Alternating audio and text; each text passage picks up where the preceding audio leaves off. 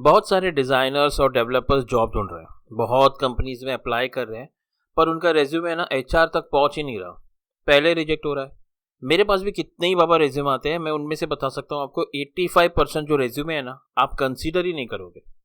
ठीक है, जॉब चाहिए तो आईटी कंपनीज को इम्प्रेस करना बहुत ज़रूरी है, और बहुत सारे लोग अपने बैड रेज्यूमे की वजह से इम्प्रेस ही नहीं कर पाते। इसीलिए हम आज उन बैड रेज्यूमेस को देखेंगे जिनके डिजाइनर्स और डेवलपर्स को जॉब मिलना बहुत मुश्किल है। ये रेज्यूमे मेरे उन सब्सक्राइबर्स के हैं जिन्होंने मेरे पोस्ट किए हुए जॉब्स के लिए अप्लाई किया था। ऑब्वियसली मैंने उनके आइडेंटिटी भी छुपाए, पर अगर ये चेंजेस भी आपने अपने रेज्यूमे में कर दिया ना, तो मैं कह रहा हूँ आपका रेज्यूमे कम से कम 50% जो है वो इम्प्रूव हो जाएगा। इसमें हम कंटेंट चेंजेस के साथ साथ कॉस्मेटिक चेंजेस पर भी बात करेंगे। ठीक है, तो चलिए सबसे पहले ये बताइए कि रेज्यूमे में जो समरी और ऑब्जेक्टिव्स हम लिखते हैं ना, उसमें क्या डिफरेंस है।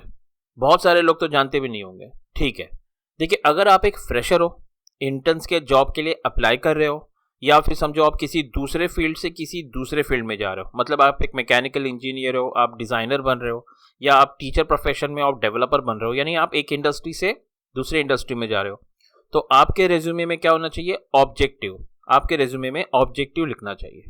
और समझो अगर आप उस फील्ड में ऑलरेडी हो, एक्सपीरियंस हो, और आप नेक्स्ट जॉब के लिए अप्लाई कर रहे हो, यानी आप जूनियर से सीनियर रोल के लिए जा रहे हो या उसी इंडस्ट्री में, तो आपको रेज्यूमे में समरी लिखना चाहिए। दोनों में क्या डिफरेंस होता है ना, ये हम अभी एग्जाम्पल के साथ चलो समझते हैं। फॉर एग्जाम्पल, यूआई डिज़ाइन का प्रोफाइल है। इसमें इंटर्न यूआई डिज़ाइनर है, वो क्या बता रहा है? वो बता रहा है कि वो क्या कर सकता है, जो कि उसका ऑब्जेक्टिव है। और एक्सपीरियंस यूआई डिजाइनर क्या बता रहा है कि वो क्या कर चुका है, जो कि उसका समरी है। क्लियर है? और डिटेल में समझते हैं। देखिए, इंटर्न्स प्रोफाइल्स को अगर हम ध्यान से देखेंगे तो उसमें क्या लिखा है उसने कि वो डिटेल्स पर ध्यान दे सकता है। उसमें ये एबिलिटी है कि वो यूजर फ्रेंडली इंटरफेस बना सकता है, और वो एंट्री लेवल पोजीशन ढूंढ रहा है। ये हो गया उसका ऑब्जेक्टिव। और अगर एक्सपीरियंस बंदा है तो उसका ट्रैक रिकॉर्ड है कि वो फंक्शनल डिजाइन बना चुका है, वो प्रोफेशनल है और उसे 3 साल का एक्सपीरियंस है।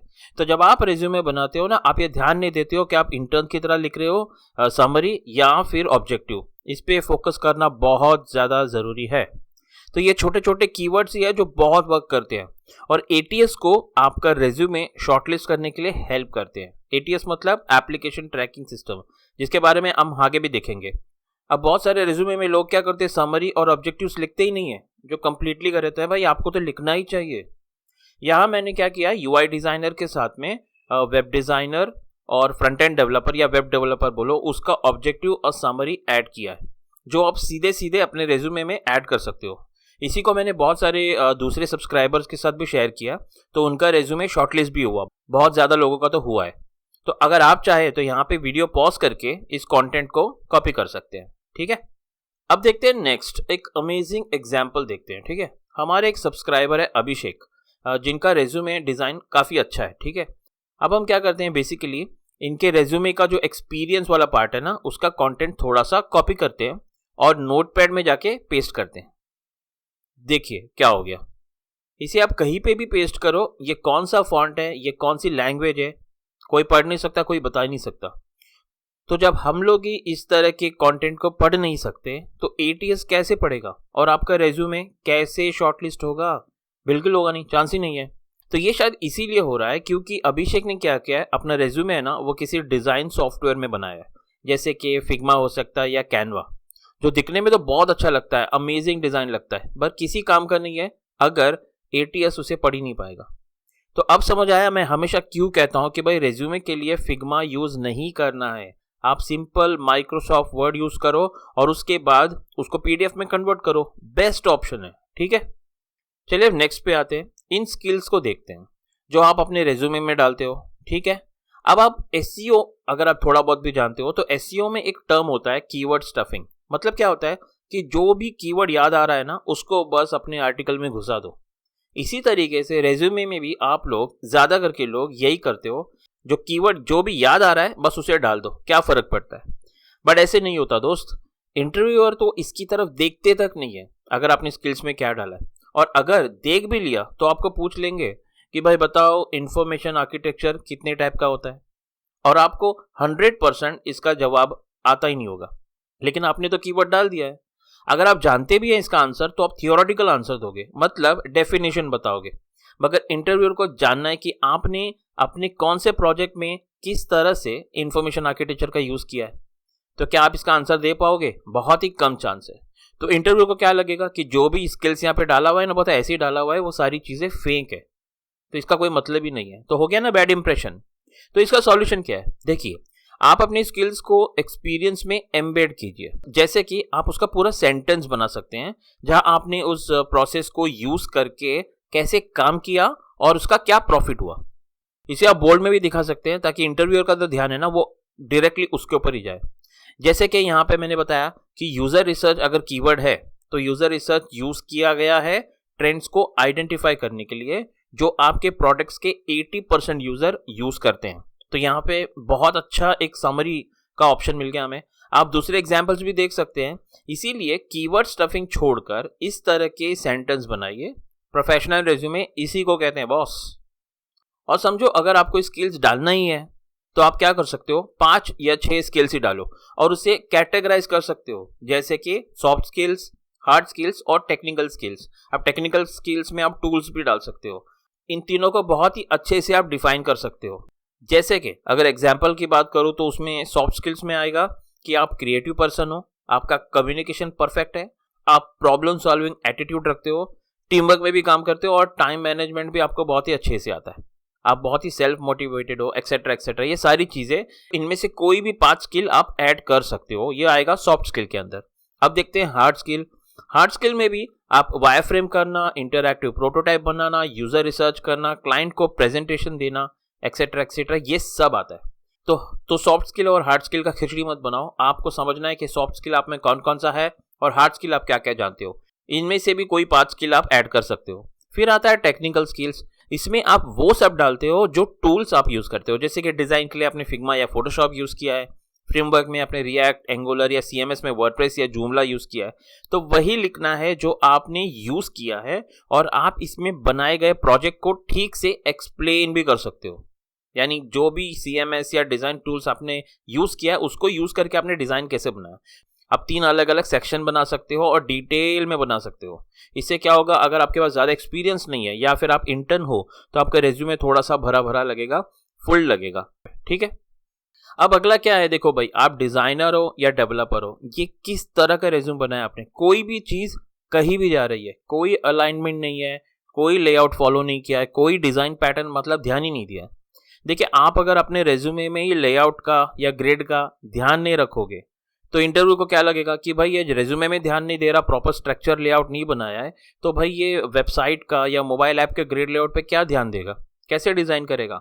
इसीलिए मैं कहता हूँ ग्रिड यूज करने से आपका कंटेंट प्रॉपर अलाइन लगेगा और इंटरव्यूअर को भी पढ़ने में प्रॉब्लम नहीं होगी। यहाँ पे 2 अलग अलग लेआउट है, आप चाहे तो इसमें से कोई भी लेआउट यूज कर सकते हैं और खुद का कस्टमाइज लेआउट भी बना सकते हैं। काफी आसान है यार, कंपनी को भी लगेगा कि आपको कंटेंट का सही तरीके से ऑर्गेनाइज करने आता है। भाई लेआउट यूज करो, लेआउट के हिसाब से ही अपना रेज्यूमे डिजाइन करो। ठीक है। अब अगला है जो बहुत ही इंपॉर्टेंट है, A4 साइज का पेपर तो जानते हैं आप नॉर्मली, जिसमें हम रेज्यूमे प्रिंट करते हैं और HR भी, कंपनी के HR भी जो है उसी में प्रिंट करती है। ठीक है। अभी A4 साइज के पेपर में आपका 1 पेज का रेज्यूमे आ जाता है, पर अगर आपका रेज्यूमे लंबा है तो वो कैसे फिट होगा, पूरा पिक्सेलेट हो जाएगा। और अगर रेज्यूमे और ज्यादा लंबा है तो वो तो बिल्कुल फिट नहीं होगा। अगर फिट करने की कोशिश करें तो क्या होगा, वो बिल्कुल पिक्सेलेट हो जाएगा और बिल्कुल भी रीडेबल नहीं होगा। सही है। देखो यहाँ पे कैसे दिख रहा है। तो भाई मैं कितनी बार बोल चुका हूँ कि रेज्यूमे का कंटेंट सिंगल पेज कंटेंट होना चाहिए और वो रीडेबल होना चाहिए। अगर आपको लगता है कि आप इतना लंबा सा रेज्यूम बनाओगे और कंपनी की HR जो है वो आपका रेज्यूमे स्प्लिट करके 2-3 पेज में प्रिंट लेने का कष्ट करेगी, तो आप बहुत ही बड़ी गलतफहमी या मिसअंडरस्टैंडिंग में हो। HR के पास इतना टाइम बिल्कुल नहीं होता भाई, और वो आपके रेज्यूमे को इतना एंटरटेन भी नहीं करेगी अगर उसे प्रिंट लेने में प्रॉब्लम आ रही है। तो आप लोगों को जॉब की जरूरत है, HR को नहीं है। तो यह आपका काम है कि अपने रेज्यूमे को कैसे इजीली एक्सेसिबल बनाए ताकि HR उसको फटाफट प्रिंट करके पढ़े और इंटरव्यूअर को दे। ठीक है ना। तो भाई ये छोटी छोटी बातें आपको ध्यान देना बहुत ज्यादा जरूरी है। नेक्स्ट है वो भी बहुत ही अननेसेसरी चीजें जो डिजाइनर्स ज्यादा करके करते हैं। देखिए रेज्यूमे में इतने सारे ब्लॉक्स क्यों डालते हैं यार आप लोग।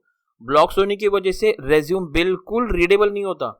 और ATS जब आपके रेज्यूमे को स्कैन करता है ना, तो उससे वो ग्राफिक हैवी रेज्यूम लगेगा, मतलब इतने ज़्यादा ग्राफिक हैवी है तो वो तो वैसे ही रिजेक्ट कर देगा और रिक्रूटर्स तक तो पहुंचेगा ही नहीं, तो आपको जॉब कैसे मिलेगी। तो क्या कह रहा हूँ, इसका एक ही ऑप्शन है, ब्लॉक्स हटा दो। अब इस रिज्यूमे में डिजाइनर्स ने अननेसेसरी ग्राफिक्स यूज किए हैं जिसका जरूरत ही नहीं है, वो भी ऐड कर दिया है। डिजाइन इतना कंफ्यूज लग रहा है ना, क्या बताऊं। तो ऐसे रेज्यूमे देखकर रिक्रूटर्स का जो ध्यान है वो भटक जाता है और वो आपका रियल अकम्पलिशमेंट यानी जो आपने सच में काम किया है, वर्क एक्सपीरियंस और स्किल्स, उसकी तरफ तो उनका ध्यान ही नहीं जाता। तो इस तरह के रेज्यूमे 1 सेकंड में रिजेक्ट हो जाते हैं। तो बड़े बड़े ग्राफिक्स आइकन्स यूज करने की कोई जरूरत नहीं है। दूसरा प्रॉब्लम क्या है पता है, कि एचआर भी आपके रेज्यूमे का प्रिंट लेगा ही नहीं, क्योंकि आपका रेज्यूम प्रिंट होगा तो पहले तो वो दिखाई नहीं देगा, और आपने जो ब्लैक बैकग्राउंड यूज किया है उसकी वजह से प्रिंटर का कितना ज्यादा इंक वेस्ट होता है ये भी उनको कंसर्न करना पड़ता है, ये भी उनको ध्यान देना पड़ता है, क्योंकि यहाँ पे कॉस्टिंग भी इंक्लूड होती है, कॉस्टिंग भी मैटर करती है। मैं भी हायरिंग करता हूँ यार, और इस तरह के जो बैकग्राउंड वाले रेज्यूमे हम लोग प्रिंट लेते ही नहीं है, क्योंकि इसमें बहुत ज्यादा इंक वेस्ट होता है, पता भी नहीं होता कि वो बंदा बाद में सिलेक्ट होगा कि नहीं। तो इस तरह का बैकग्राउंड यूज मत कीजिए, बहुत बड़े बड़े ब्लॉग्स ग्राफिक्स आइकन्स अपने रेज्यूमे में यूज मत कीजिए।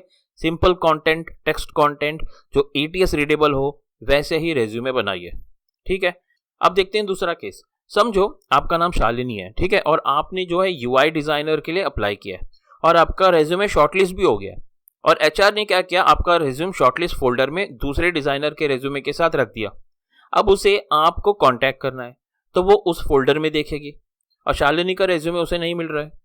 तो अब एचआर क्या करेगी, वो सर्च बार में सर्च करेगी तो भी उसे शालिनी का रेज्यूमे नहीं मिलेगा। तो आपको क्या लगता है, क्या वो एक एक रेज्यूमे ओपन करके उसको चेक करेगी? बिल्कुल नहीं। तो क्या होगा, रेज्यूमे में शालिनी ने अपना नाम तो लिखा ही नहीं है, अगर एचआर ने सर्च किया तो उसे कुछ नहीं मिल रहा, तो शालिनी के जॉब मिलने के चांसेस वैसे कम हो गए, राइट। तो भाई कितनी बार मैं ये भी बोला हूं आपको कि प्लीज अपने रेज्यूमे का नाम सही लिखो। जैसे अगर आप एडोबे में यूआई डिजाइनर के जॉब के लिए अप्लाई कर रहे हो तो आपका रेज्यूमे का नाम होगा Shalini Roy Adobe UI designer. इस तरीके से रीनेम करने से एचआर को भी आपका रेज्यूमे आराम से मिलता है यार, इजीली एक्सेस होता है। बहुत ही सिंपल चीजें हैं, बहुत ही छोटी छोटी चीजें हैं, ये सब भी कर लो, 50% चांसेस है आपके जॉब्स मिल जाएंगे आपको। देखिए रेज्यूमे ही आपका एंट्री कार्ड है, इसीलिए इसे बेटर होना बहुत जरूरी है, तभी आपका जॉब सिलेक्शन होगा। कमेंट्स में अगर आपने एटीएस लिखा तो एटीएस क्या होता है और एटीएस प्रूफ आप रेज्यूमे कैसे बनाएंगे, इस पर भी मैं वीडियो अपलोड कर दूंगा। तो दोस्तों आज के लिए इतना ही। ऐसे ही वीडियोस अगर आपको चाहिए कमेंट्स में बताइए, वीडियो को लाइक कीजिए, चैनल को सब्सक्राइब कीजिए। तो तब तक के लिए दोस्तों गुड बाय।